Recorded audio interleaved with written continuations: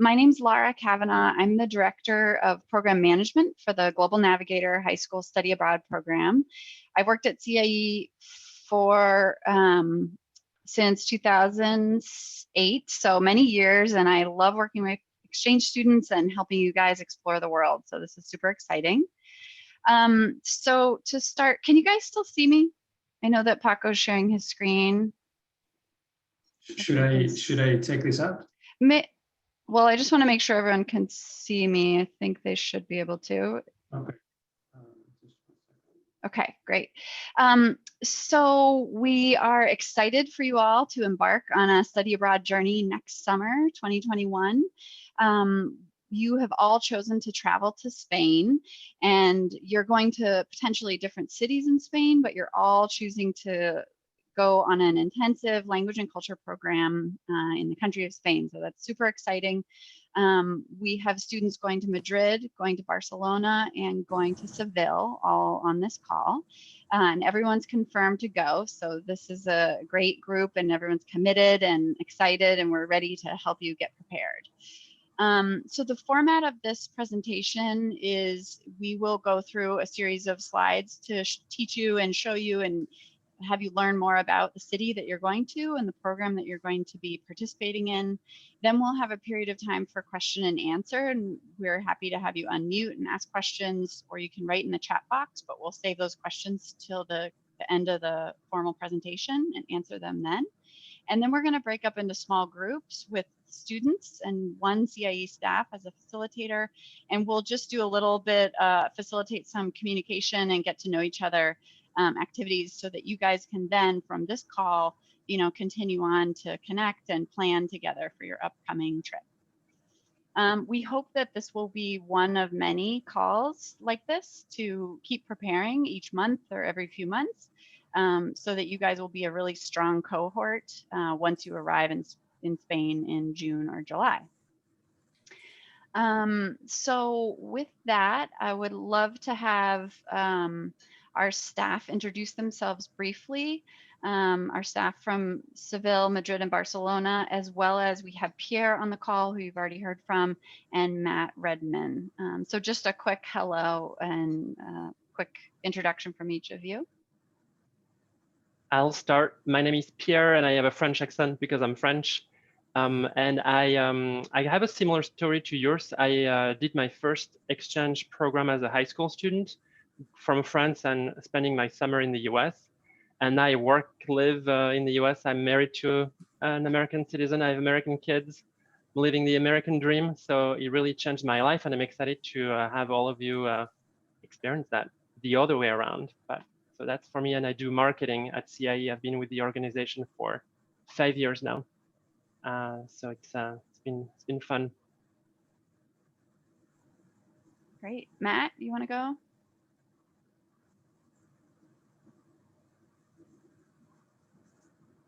Can you unmute him, Pierre?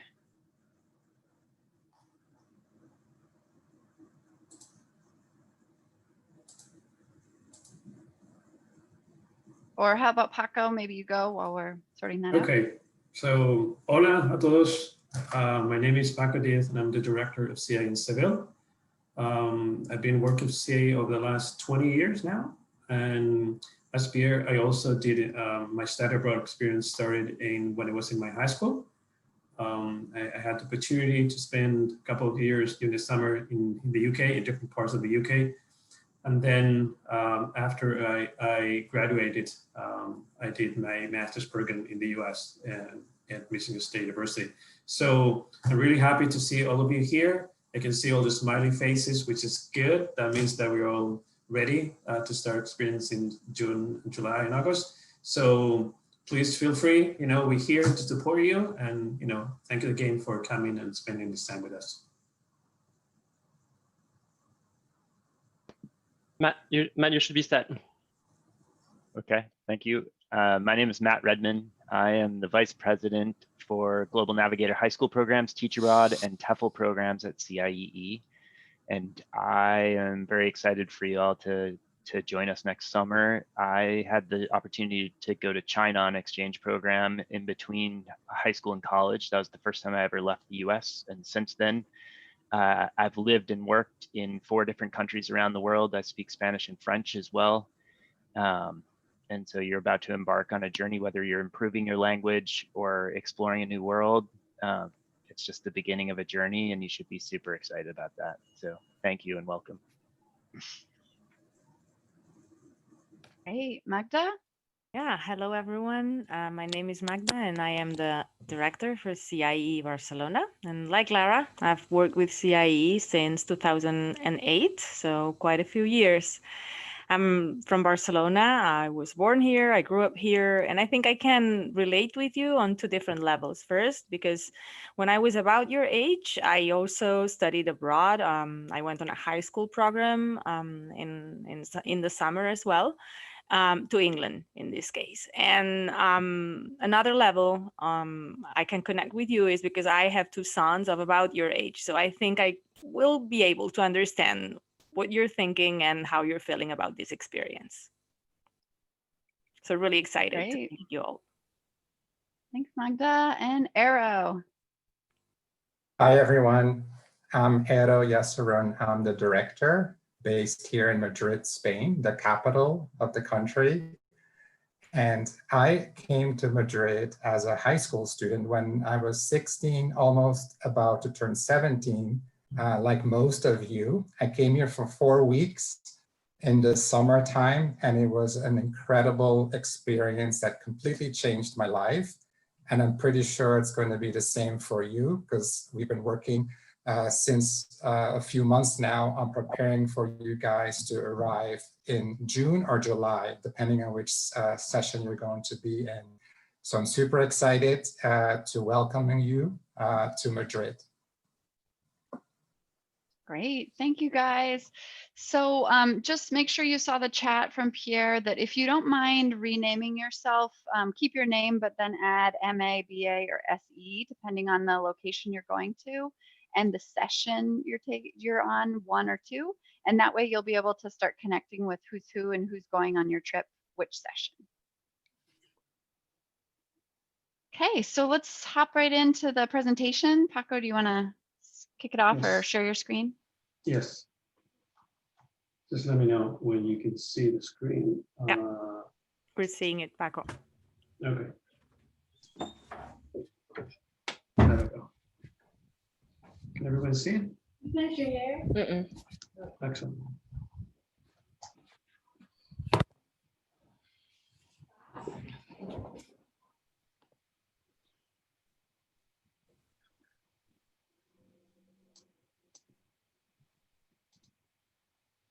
Oops.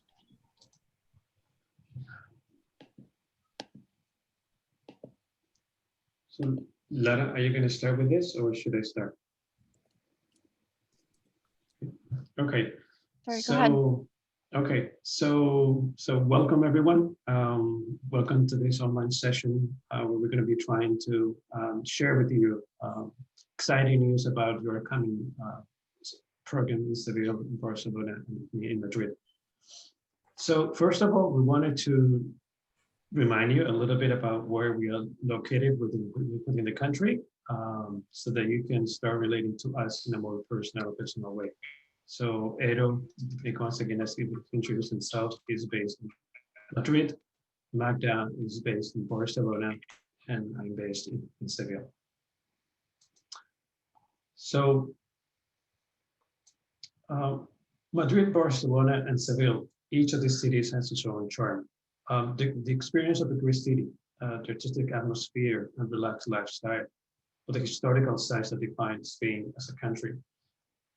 Regardless destination you choose, believe me, you will have an amazing life-changing story as you walk through the Prado Museum in Madrid, the Gothic neighborhood in Barcelona, or even the Plaza de España in Seville. This you have like a couple of shots, some of these amazing sceneries that you will be exploring. As we guide you through your coming experience in Spain, we could definitely spend hours pointing out the number of reasons to spend the summer with us. But as you start setting up your expectations, I would recommend to get ready to taste, for example, the Spanish famous potato omelette, or even enjoy watching the Barcelona and Real Madrid soccer game.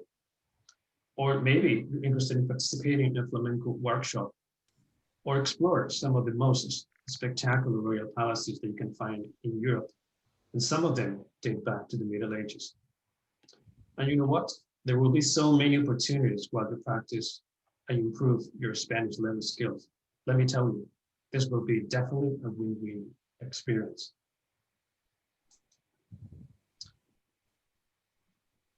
Eero, would you like to? So I'm going to share with you some highlights for those of you coming to Madrid. Typically, Madrid is seen as a traditional European destination because it's the capital of the country.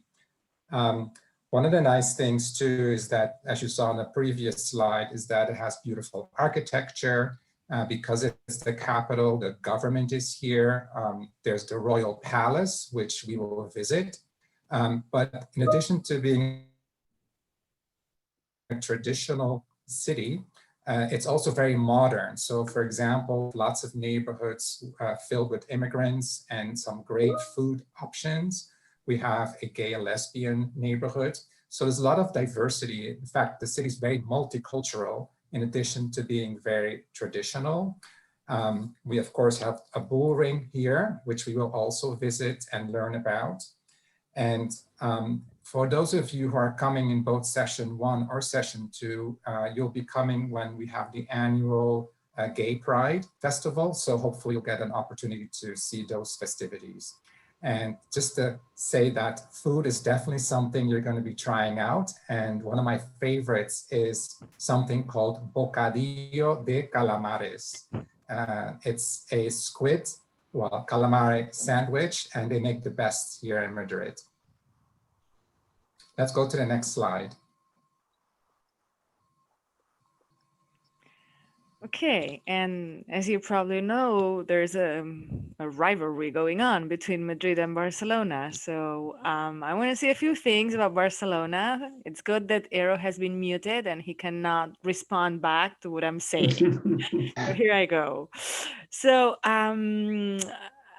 well, Barcelona, as you know, is a Mediterranean city, and everything that a Mediterranean city encompasses, we have it. So it's a very sunny city all year round, right? In the summer, you may get an occasional thunderstorm, but that's it. It's like really a sunny city and a very hot city as well. There are beaches, there are more than 2 miles of beaches. Barceloneta, for example, is the most popular. You can get there by metro, so really incredible, right? After your day full of classes and activities, you can just, hit the beach and relax or sunbathe or play volleyball before going home for dinner. Barceloneta is very frequented, but there are other beaches like Bogatell or Levant, which are, less crowded, but equally nice. For those who don't like the beach, there are also parks. It's a dense city, but there are some really nice parks where you can, relax and enjoy or read or do homework or just spend time with friends under the shade of the trees. And of course, Barcelona is an extremely artsy city. You've probably heard about famous artists like Picasso, who has his own museum here in Barcelona. And you'll be surprised at the type of paintings that he was able to do when he was exactly your age. There's a Dalí museum nearby that we will take you to, and his dreamlike, incredible, surreal paintings. You'll discover everything about those. And the cool thing about Barcelona is that you will not only find art in museums, the city is a museum itself. So there's a lot of architecture like the Sagrada Familia that you're seeing in this slide. And that all creates an incredible landscape and backdrop for your experience. Something that everyone knows about is that Barcelona is a bilingual city, right? So you can learn perfect Spanish in Barcelona, but you should be aware that a lot of people speak Catalan as well. It's a different language. Everyone speaks Spanish. Not everyone speaks Catalan, but you can hear both languages out in the street. So I guess you can say we're fully bilingual. Like Madrid, it's a very easy to navigate city. The metro is fast, is clean, is safe. Kids take the metro to go to school. 12, 13-year-old children start taking it on their own without their parents accompanying them. So that's, as I want to insist that it is a very safe transportation method. And the CIE facility is extremely centrally located, just 1 block away from the main boulevard of the city and very well connected with different neighborhoods of Barcelona. And amazing food. We don't have bocadillo de calamares, but we have pa amb tomacat, right? Which is bread with tomato and olive oil on top. Once you've tried your bocadillos with pa amb tomacat, you will never go back to just plain bread again, even if there's calamari inside, Eero. There it goes. And that's Paco's turn, I guess. Okay, thank you, Magda. So no matter what Eero and Magda have said about their cities, Madrid and Seville is definitely the most spectacular city you'll find in the world. And I'm not just saying Spain, I'm going to say in the world. So I would say Seville is a very, very safe city. This is a city where people are often out in the streets. And they stay in the streets, not just during the day, but throughout the day and well into the evening. Because people here enjoy, they like to enjoy the weather. They like to enjoy the food, and this sort of feeling like soaking up the atmosphere that you can find around the city. But not only that, as you walk through the city, the relaxed lifestyle, the city, Sevillanos, you kind of like take it easy. We're going to lead you to discover incredible neighborhoods like Triana, for example, or Santa Cruz, amazing places, even to get a little bit lost as you walk through. And this specifically, these two neighborhoods, they're great examples of how Seville is really open-minded to the world. It's a city that specifically we enjoy and we love the joy of the city that is full of cultural and sporting activities. I know that Eero and Magda, they talk about sports and they talk about Barcelona and Real Madrid, but we do have a pretty good team right now. It's the Champions Cup, and probably we will win it this year, and not Barcelona and not Real Madrid. So we'll see how that works. Kayaking, we have an amazing river that just drives through the city. We'll be taking you to do some kayak. Flamenco workshop, no better way to enjoy the city and to really discover how civilians live by participating and taking part in a flamenco workshop. And so many more things like scavenging hands. We're going to take you to some of the most important historical sightseeings, the Royal Alcázares or the Plaza España. You go to Google, the first image you will see from Seville is probably the Plaza España, a spectacular place. And if you're a Star Wars fan, one of the episodes, it was actually filmed at the Plaza España as well. So, that's pretty cool as well. Seville, as Barcelona and Madrid, is a very easy city to navigate. It's really easy to move around. Besides the metro, we also have the tram, and you can definitely rent bikes, as we will be doing bike rides in the city. And regardless of tomaca and the bocadillo de calamares, there's no better food you'll find in the country than here in Sevilla. We have the tapas, we have those little dishes that you can find and you can enjoy, and your families and your homesick families will definitely introduce you to the rich and traditional gastronomy that we have in the country. And as I said before, coming to Spain is definitely a win-win experience, and I'm sure you will have an amazing time with us. Okay, so now that you've heard a little bit about all 3 cities, let us remind you of what the programs are like and what are the main components. So essentially, any of the programs in any of the cities includes 15 hours of language classes at the CIE Study Center.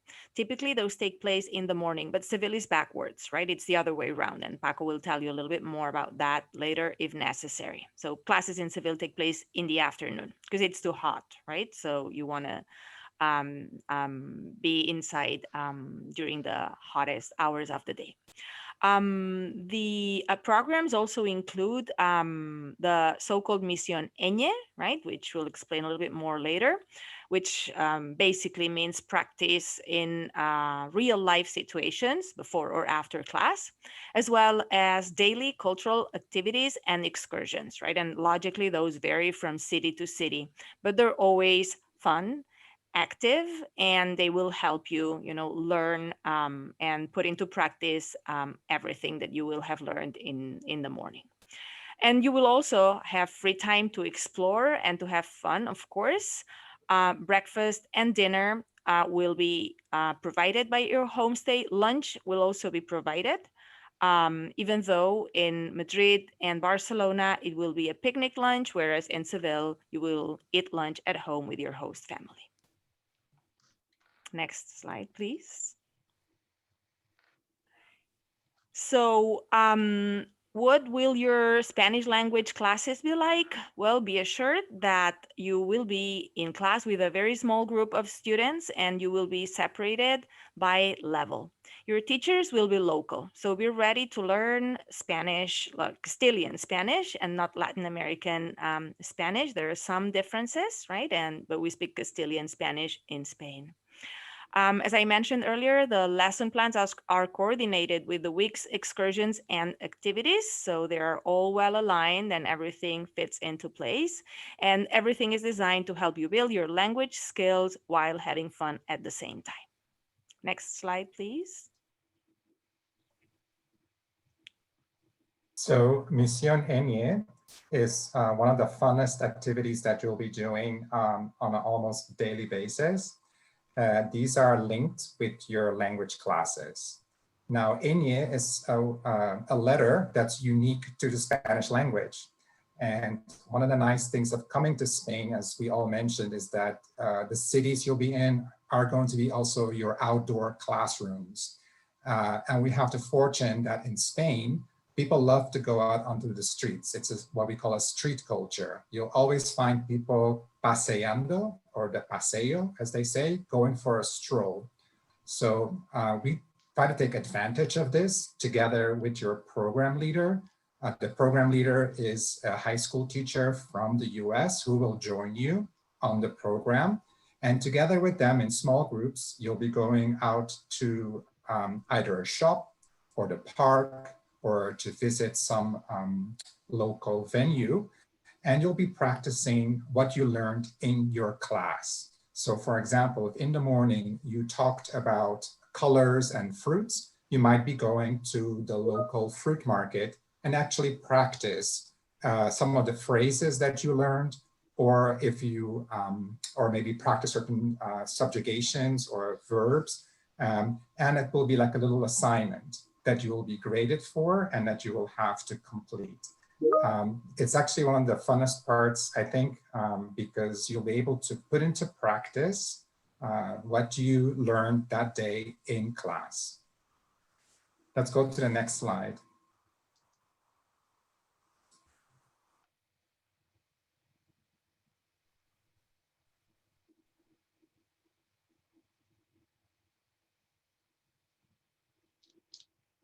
Magda, would you want to cover this one? Do you want me to cover this one? Yes, please. Sure.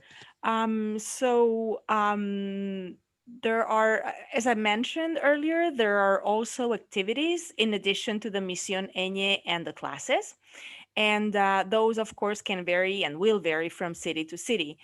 But they include cooking classes. That's a highlight of, I guess, any of the programs. You will learn how to cook tapas, or how to cook a paella, or how to cook a tortilla de patatas. That will vary from city to city. We'll also take you to museums or to do pottery workshops or other types of craft workshops. Sports will also be part of that, like renting bikes and riding along the waterfront in Barcelona, for example, or across parks in Seville or Madrid. And as it happens with Misión Ñ, all activities and excursions bring to life an aspect of the day's lesson. So everything is always interconnected, right? So to make sure that you learn, but you have fun at the same time.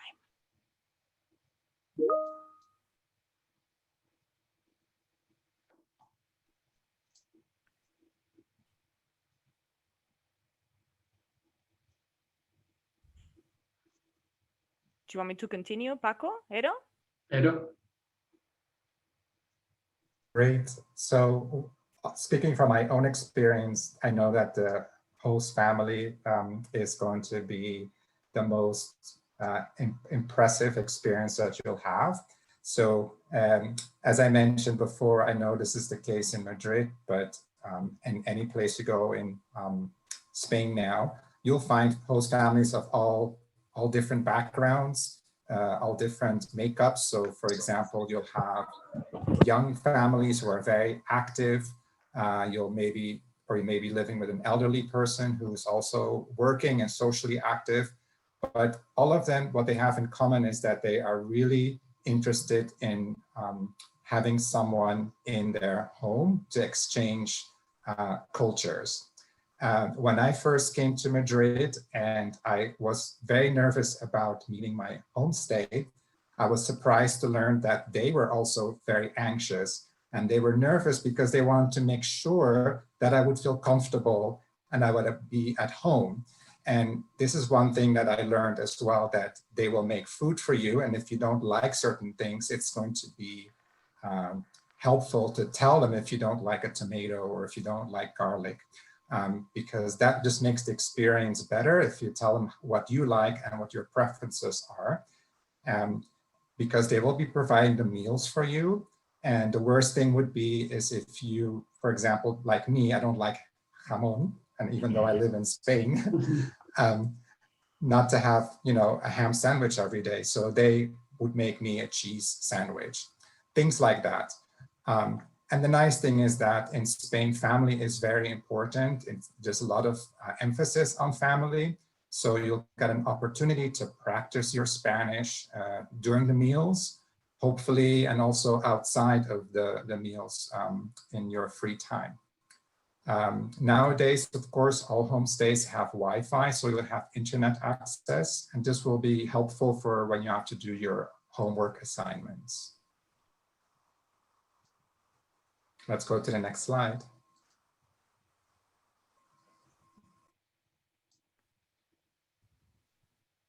As you went through the different procedures to apply for programs in Spain for next summer, you were able to observe that we are offering two different types of programs based on the language level that you may have. We have a Spanish language and culture programs. These are offered in all three locations: Madrid, Seville, and Barcelona, and they're on the requirements of 1 year Spanish as a minimum. But then we also have the opportunity for those of you who may have a stronger level of Spanish to participate in this case, it's only in Madrid, into the advanced Spanish language and culture program. And in this case, the requirement is 2 years of Spanish.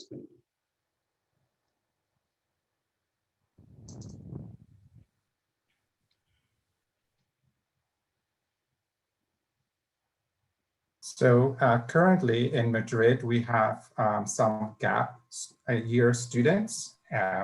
They are similar in age, 17 and 18-year-olds, and they're having a really great time, even though there are some restrictions at the moment in all of Spain, but they're basically the same as in many other places. And I'm pretty sure in the US, if I tell you that you have to wear a mask, for example, a face covering, that's something that is required at the moment. And also when you meet people, you have to keep a certain distance, this physical distancing that they call social distancing. One of the nice things too early on here in Spain is that when you go to the shops, most supermarkets will have hand sanitizers. So when you enter those places, they ask you to make sure that you are wearing your mask, that you socially distance, and that you at least wash your hands. So it's recommended that you bring, or even if you're here in Spain, we'll tell you how to, but to make sure that you always carry some hand gel on you so that you can easily use that.